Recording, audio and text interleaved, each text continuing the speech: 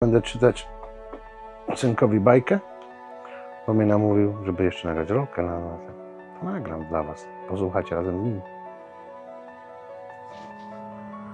Once upon a time in a faraway kingdom, there lived a young girl named Cinderella.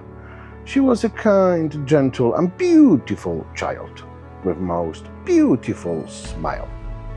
Cinderella had a heart full of love. But unfortunately, fate hasn't been kind to Cinderella. Her mother had passed away, leaving her alone with a selfish stepmother.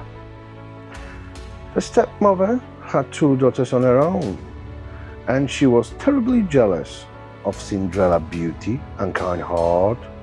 She treated Cinderella unfairly, making her do all the housework and dress in rags, while her own daughters wore fine clothing and lived in a luxury. Despite the cruelty she faced, Cinderella remained kind and gentle, never letting her stepmother's unkindness change who she was.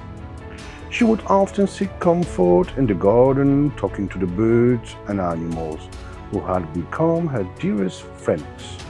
One day, the kingdom received exciting news. The prince was hosting a grand ball at the palace, and every maiden in the land was invited. Cinderella's stepsisters were overjoyed and spent weeks preparing the gowns and practicing the dance moves.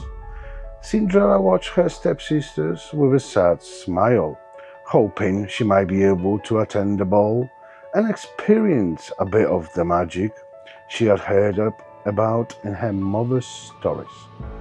But her stepmother was insistent that Cinderella would stay home and continue with her cleaning duties. The night of the ball arrived, and Cinderella was left alone in her old dirty clothing, while her stepsisters and stepmother departed for the palace. She sat by the fireplace, tears in her eyes, wishing for just a taste of the magic her mother told about. Suddenly, a soft, sweet voice filled the room. It was her fairy grandmother, a beautiful figure surrounded by a soft, glowing light. "Why you were crying, my dear?"